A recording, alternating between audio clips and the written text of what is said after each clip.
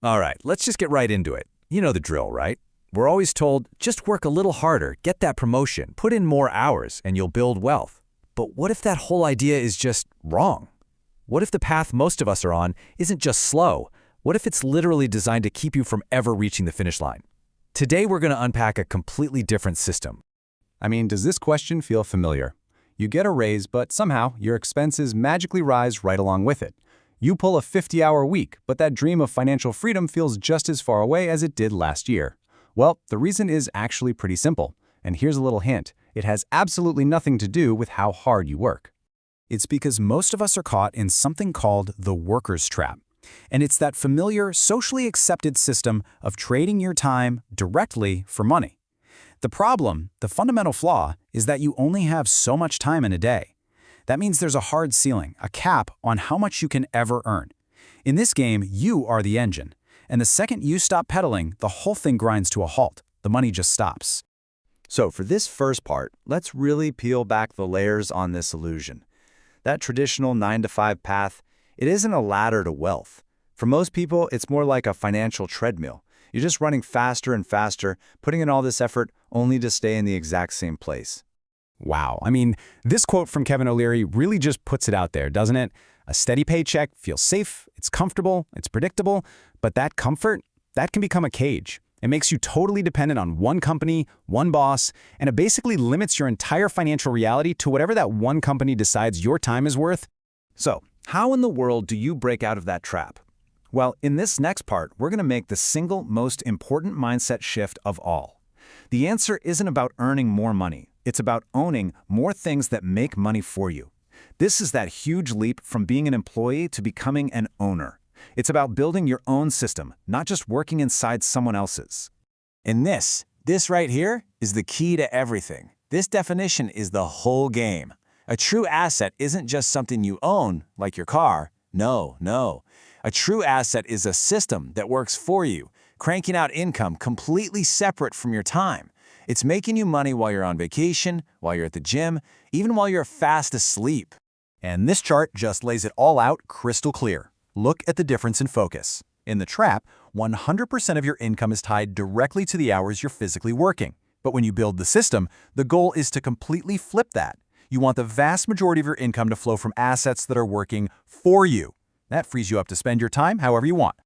Okay, so let's start breaking down these 5 pillars, starting with the big one, the most powerful one. Pillar 1, building your own business. This is the ultimate asset because you create the entire system from scratch, and it's a system designed to solve a problem for lots and lots of people. Now think about this. When people feel a financial pinch, what's the first thing they do? They think about getting a second job. But look at this slide. That's just doubling down on the trap. You're just getting another boss. The wealthy approach isn't about getting another job. It's about creating a solution that can scale. A business is a true asset because it can serve hundreds or thousands of customers without you needing to be there for every single transaction. All right, let's talk about pillar number 2, real estate. This is one of the oldest ways to build wealth, for sure, but it comes with this massive misconception that we've got to clear up right now. It's not about owning the home you live in. It's about owning property that produces income. Let me be really clear. Your personal home is not an asset in this system. Why? Because it constantly takes money out of your pocket. You've got the mortgage, the taxes, the repairs, the upkeep. A real estate asset, on the other hand, is a property you rent out. It's basically a little business that generates cash flow from tenants every single month, putting money into your pocket, just like our definition said. Now, once you have a solid foundation, maybe with a business or a rental property, you can start plugging into the final 3 pillars. And you should think of these as wealth accelerators. These are systems that can grow with incredible speed and scale, especially in today's economy. So let's break them down. All right, let's run through these. Our third pillar is intellectual property. I love this one. It's the create once, sell forever model. An author writes a book, an engineer designs a patent, a creator makes an online course. All the hard work happens up front. But that one creation can then generate income for years, totally disconnected from your active time. Then you've got pillar 4, stocks and bonds. A lot of people see this as just gambling, but think about what's really happening. You're buying a small piece of a proven business asset that someone else already built. You become a part owner in their system, and you get to benefit from their profits without having to run the thing day to day.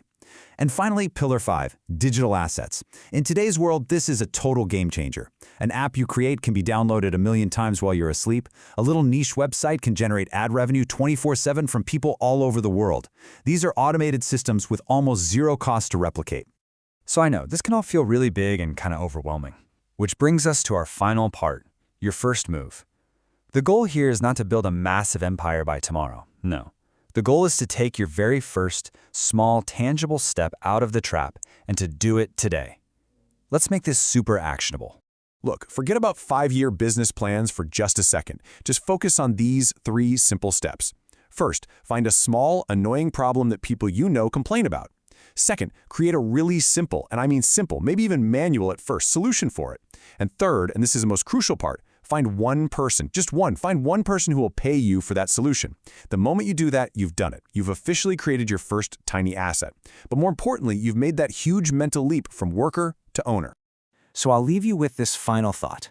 From this moment on, I want you to look at every single dollar you earn through this new lens. Is that dollar just for consumption, for buying things that are here today, gone tomorrow?